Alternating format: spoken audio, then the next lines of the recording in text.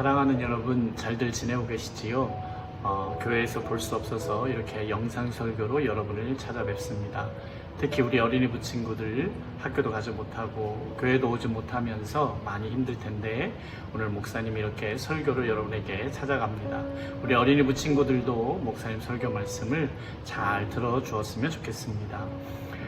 오늘은 마태복음 26장 20절에서 35절의 말씀을 가지고 결정적인 차이라는 제목으로 말씀을 나누고자 합니다. 많은 사람들이 인생을 살면서 위기를 겪습니다. 그러나 그 위기를 이겨내고 성공하는 사람들을 보면 결정적인 차이가 있습니다. 다 노력하고 다 애썼지만 그러나 어떤 사람은 성공하지 못하고 어떤 사람들은 성공하는데 그 위기를 이겨낸 결정적인 차이들이 있다는 것입니다. 과연 우리는 인생을 살면서 특히 이렇게 혼란한 시대에 어떻게 살아가야 되고 어떤 선택을 하는 기준이 있을까요? 안타깝게도 정비공은 없다는 말이 있습니다. 정비공이 없다는 말은 정답이 없고 비밀이 없고 공짜는 없다는 풍자입니다. 그렇습니다. 정답은 없습니다. 이것이 옳고 저것이 옳고 이런 상황에서는 이것을 선택하라고 하는 정답을 내줄 수는 없습니다. 그러나 오늘 성경에 보니까 위기를 겪으면서 어떤 사람은 성공하고 어떤 사람은 하나님으로부터 책망을 듣는 인생을 살았다는 것을 보게 됩니다. 그래서 오늘 성경에 나오는 네 사람의 이야기를 통해서 그들의 결정적인 차이를 가지고 우리 인생에도 기준이 되어지기를 바라는 마음으로 말씀을 나누고자 합니다. 첫 번째로 우리가 나눠볼 사람은 사울 왕과 다윗 왕입니다. 사울 왕은 이스라엘 백성의 제일 첫 번째 왕이 된 사람입니다. 사실은 베냐민 지파로 하나님께서 예언하셨던 유다 지파 사람은 아닙니다. 하지만 백성들이 하나님 앞에 왕을 하도 구하기 때문에 하나님의 계획이 되기도 전에 그들의 요구를 들어주시기 위해서 베냐민 지파에서 임시로 세운 왕입니다. 사울도 자신이 베냐민 지파이고 왕의 자격이 없다는 것을 하나님 앞에 고백합니다. 하지만 그는 왕이 되자마자 왕의 자리에 집착하게 됩니다. 왕으로서의 누리는 모든 것들을 보면서 그 자리를 이제는 갖고 싶고 놓치고 싶지 않았던 것이죠. 그리고 자기 아들에게 물려주기 위해서 집착하다 보니까 하나님의 뜻과 다른 일들을 선택하게 되어집니다.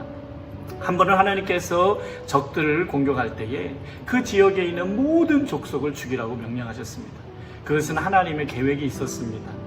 그 이방 족속을 다 쫓아내야 되는 하나님의 정결케 하는 뜻이 있었는데, 그러나 사울 왕은 그 전쟁에서 승리하면서 하나님의 뜻보다는 자신의 생각대로 선택합니다.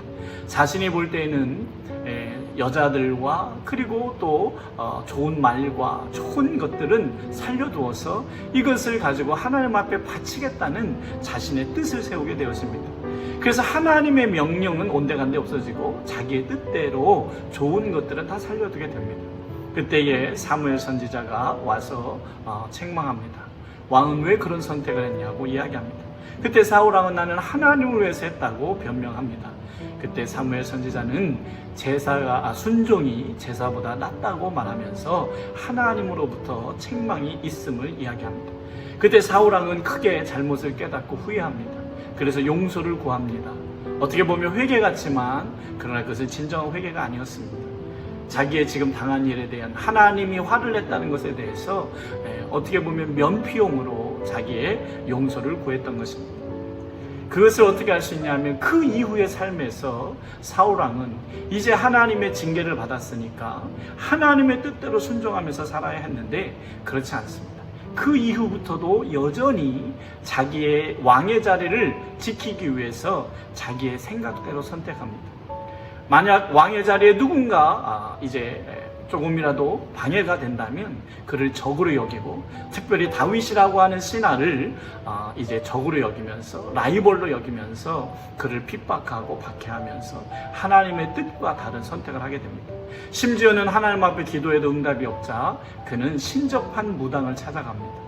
하나님 앞에 기도해서 응답을 받아야 되는데 하나님이 자기가 한 일에 대해서 하나님이 기뻐하시지 않는다는 걸 알다 보니까 하나님이 아닌 신접한 여인을 찾아가서 자기의 앞날을 점치게 되는 것이죠. 이런 모든 일들은 결국 하나님을 위한 선택이 아니라 자기를 위한 선택을 하게 되어집니다. 결정적인 문제를 일으키게 되는 것이죠. 잘못을 할 수는 있지만 그 잘못을 한 것을 통해서 하나님 앞에 온전히 회개하고 하나님의 뜻대로 살아가야 되는데 사울왕은 자기의 자리를 지키기 위해서 자기의 선택을 하게 되었습니다.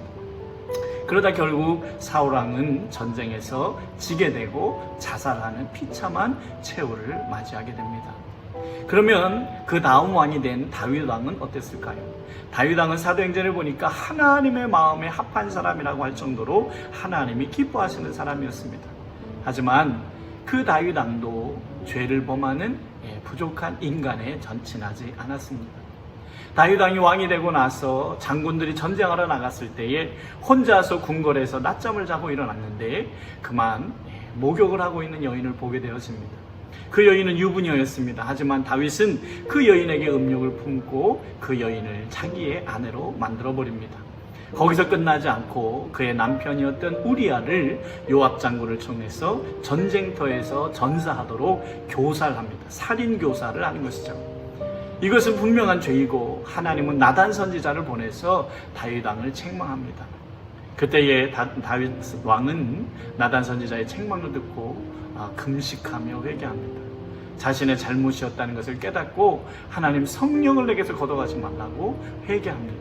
그러면 사울 왕의 회개와 다윗 왕의 회개가 같은 거였나요? 다른 것이었냐? 어떻게 알 수 있냐면 그 이후의 삶을 보면 알 수 있습니다. 사울 왕은 회개 이후에 자기의 잘못을 지적한 사무엘 선지자의 징계의 말씀을 듣고는 그때는 잘못했다 했지만은 그 다음부터는 자기를 위해서 선택하고 자기의 왕에 대한 자리를 놓치지 않기 위해서 사람들을 괴롭히고 하나님의 선택이 아니라 자기의 선택을 하며 살아갑니다. 하지만 다윗 왕은 죄를 범했지만 그 이후부터는 자신의 또 다른 죄를 짓지 않기 위해서 자기 뜻대로 선택하지 않고 하나님의 뜻대로 선택하려고 애를 쓰면서 살아갑니다. 심지어 자기를 저주하는 적들에 대해서조차 하나님이 허락하신 것이기 때문에 하나님의 뜻대로 수긍하고 반응하는 모습을 보이게 되었습니다. 이것이 바로 사울 왕과 다윗 왕의 결정적인 차이였습니다. 그 결과로 어떻게 됐습니까? 그 결정적인 차이가 사울 왕은 하나님으로부터 버림받는 자가 되어졌고 다윗 왕은 하나님의 마음에 합한 자라는, 비록 죄를 지었지만 진정한 회개를 통해서 그가 용서받고 쓰임받는 자가 되었다라고 하는 것입니다. 또 다른 두 사람은 예수님의 제자였던 가룟 유다와 베드로를 생각해 볼 수 있습니다. 가룟 유다는 똑똑한 사람이었습니다.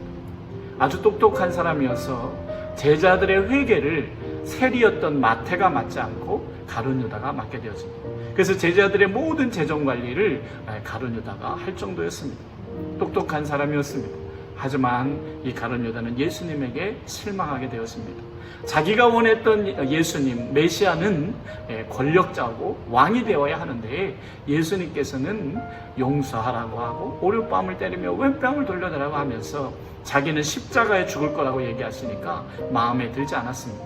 그래서 가룟 유다는 화딱지가 나서 은 30개의 예수님을 대제사장들에게 팔아버립니다.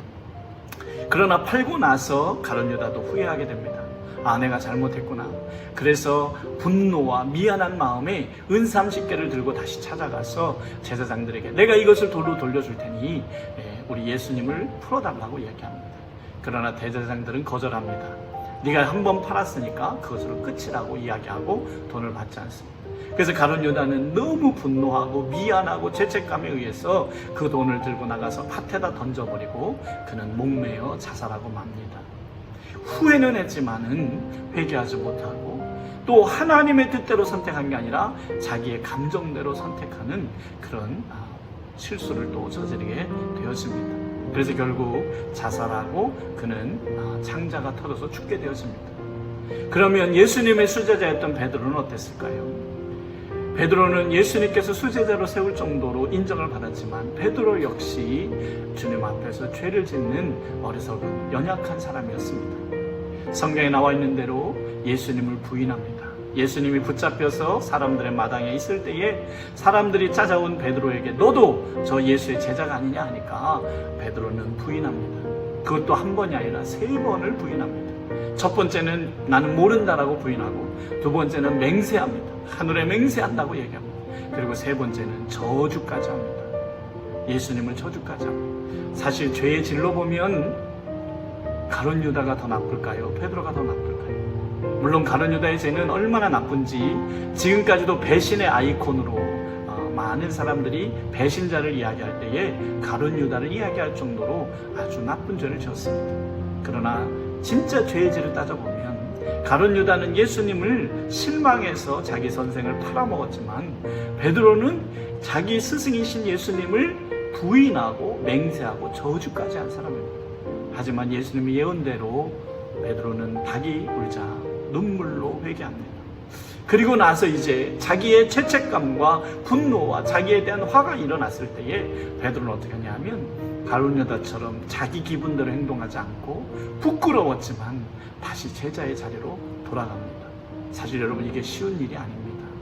창피하죠. 수제자인데 예수님을 모른다고 부인하고 맹세하고 저주했습니다. 어떻게 낯짝을 들고 다시 제자의 자리로 돌아갈 수 있겠습니까? 차라리 인간적으로 보면 가룟 유다처럼 차라리 자살하는 게 더 책임 있는 모습으로 볼 수도 있습니다. 하지만 자살은 책임 있는 모습이 아닙니다. 그것은 아주 무책임하고 비열한 모습입니다. 베드로는 온갖 부끄러움과 수모를 겪었지만 다시 제자의 자리로 돌아갑니다. 그 이유는 뭡니까? 내 인생이 내게 아니고 예수님이 나의 주인인데 내가 예수님을 부인했던 것을 회개했다면 이제부터는 내 뜻대로 살면 안 되고 내 마음대로 살면 안 되고 내 감정대로 살면 안 되고 예수님의 뜻대로 살아야 하기 때문에 부끄러워도 예수님의 제자의 자리로 다시 돌아간 것입니다. 여러분 생각해 보세요. 제자의 자리로 돌아왔을 때에 다른 제자들이 어떻게 바라봤겠습니까? 저거 예수님을 부인한 예수님을 저주했던 사람이 다 그걸 알고 있잖아요. 그럼에도 불구하고 베드로는 그 자리로 돌아갑니다.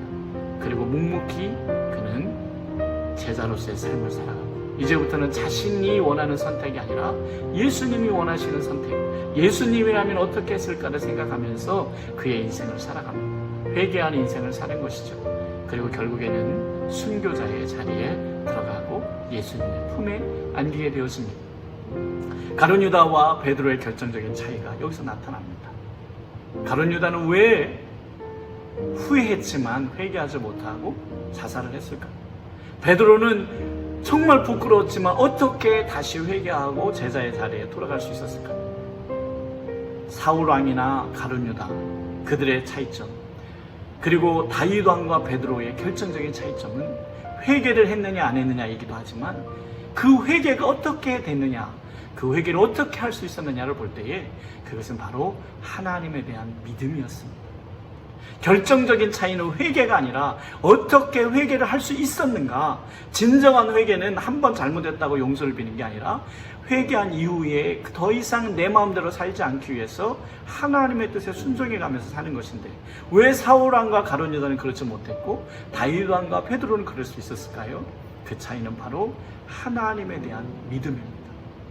하나님에 대한 믿음이 없다 보니 잘못을 깨달았지만 여전히 자기 뜻대로 살아갑니다.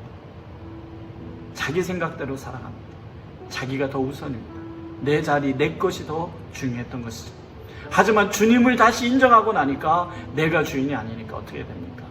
내 생각을 내려놓고 내 감정을 내려놓고 부끄럽더라도 하나님의 뜻에 순종하는 삶을 살 수가 있었던 것입니다. 그러면 여러분, 이 혼란하고 복잡한 시대에 우리도 성공하는 삶을 살고 싶습니다. 아니, 세상에서의 성공뿐만 아니라 하나님 앞에 칭찬받는 삶을 살고 싶은데 어떻게 해야 될까요? 아까 처음에 말씀드린 대로 정답은 없습니다. 상황마다 다 다릅니다. 그러나 그 상황마다 우리가 확실한 기준을 가지고 있어야 되는데 그 기준은 하나님의 말씀에 대한 믿음입니다. 말씀을 믿지 못하면 내 생각대로 선택하게 됩니다. 하나님을 믿지 못하면 위기가 찾아왔을 때 면피하는, 회피하는 그 순간만 넘어가는 선택을 하고 맙니다. 그러나 하나님의 말씀과 살아계신 하나님을 믿게 되면 부끄러워도 내 생각과 달라도 기분이 안 좋아도 하나님의 뜻대로 선택하게 되어집니다. 여러분, 이 시대는 너무나 혼란합니다. 지금 이게 언제까지 갈지도 모르겠고 정말 내년이 더 걱정입니다. 이러한 때에 우리에게 결정적인 차이가 있어야 됩니다. 남들도 다 힘들다고 합니다. 나도 힘들고 여러분도 힘듭니다. 그런데 이 힘든 세상 속에서 우리가 그리스도인 하나님을 믿는 자라면 결정적인 차이가 있어야 되는데 그것은 다름 아닌 믿음입니다. 하나님, 살아계신 하나님에 대한 믿음. 지금 이 환난 속에서, 이 어려움 속에서 욕을 먹고 비난을 듣고 있는 이 상황 속에서도 하나님이 살아계시고 함께 하신다는 믿음입니다. 그리고 비록 내가 지금 죄를 졌거나 잘못했다 할지라도 여기서 회개하고 하나님의 뜻대로 반응한다면 하나님은 언제든지 회복시키시고 언제든지 하나님의 뜻대로 사용하실 수 있다는 믿음이 있을 때에 우리는 더 이상 내 마음대로 선택하는 죄를 범하지 않고 하나님의 뜻대로 힘들어도 부끄러워도 내 마음에 들지 않아도 하나님의 뜻대로 선택하는 결단을 하며 살아갈 수가 있는 것입니다. 여러분, 이것은 아주 중요합니다. 왠 줄 아십니까? 가룟 유다와 사울 왕의 삶의 결과, 다윗 왕과 베드로의 삶의 결과가 전혀 달랐기 때문에 그렇습니다. 저와 여러분은 이 세상 속에서 살아가는 수많은 사람들과 다른 삶을 살길 원하고 다른 결과를 맺기를 원합니다. 그러려면 여러분, 다른 것 없습니다. 내 마음대로 선택하고 내 기분대로 선택하고 나에게 유리한 쪽으로 선택하는 것이 아니라 내가 좀 부끄럽고 손해를 보고 내 뜻이 맞지 않다 할지라도 하나님의 뜻에 따르는, 하나님의 뜻에 맞는 선택을 하며 살아갈 때에 우리는 결정적으로 다른 삶을 살게 되고 결과를 맞이하게 될 줄로 믿습니다. 누가복음 18장 8절에서도 예수님께서 인자가 올 때에 세상에서 믿음을 보겠느냐 이렇게 말씀하셨습니다. 여러분, 이 시대는 믿음이 필요한 시대입니다. 믿음이 없어서 자기 마음대로, 믿음이 없어서 자기가 옳다고 생각하는 대로 행동합니다. 사사시대나 다를 바가 없습니다. 교회가 없는 것이 아니고 성도가 없는 것이 아니고 목사가 없는 것이 아닙니다. 그러나 하나님의 뜻대로 하는 사람들이 별로 없습니다. 다 자기가 믿는 대로 내 믿음이 옳다, 내 생각이 옳다 이러고 살아가고 있어서 지금 문제가 되는 것입니다. 어린이 여러분과 오늘 이 예배를 드리는 성도 여러분, 우리는 더 이상 주님이라고 부르면서 내 마음대로 살아가는 자들이 아니라 정말 주님의 뜻대로 살아가는, 선택을 할 때에 내 생각이 아니라 내 마음에 드는 선택을 하는 게 아니라 좀 마음에 안 들고 부끄럽더라도 주님이 원하시는 선택을 하고 주님이 원하시는 대로 순종할 수 있는 저와 여러분이 될 때에 이 혼란한 시대에서 우리는 승리하고 성공하고 그리고 전혀 다른 삶을 사는 결정적인 차이를 보이는 삶이 될 줄로 믿습니다. 여러분, 한 주간 동안 10분 식탁 기도를 하셨지요. 이 믿음은 내가 믿어야지 한다고 생기지 않습니다. 식탁 기도를 하실 때에 하나님 앞에 기도로 구하십시오. 주님, 내게 이런 믿음을 주십시오. 다윗과 같은 믿음, 베드로와 같은 믿음을 주셔서 내가 잘못했을 때, 위기가 왔을 때에 내 마음대로 선택하지 않고 내 방식대로 선택하지 않고 주님이 원하시는 주님의 뜻대로 선택할 수 있는 믿음의 사람이 되게 해달라고 기도해 주시기 바랍니다. 그러면 주님 우리에게 믿음을 주실 것이고 약속하신 믿음을 주시면 우리는 결정적인 차이를 보이는 다른 삶을 사는 저와 여러분이 되실 줄로 믿습니다.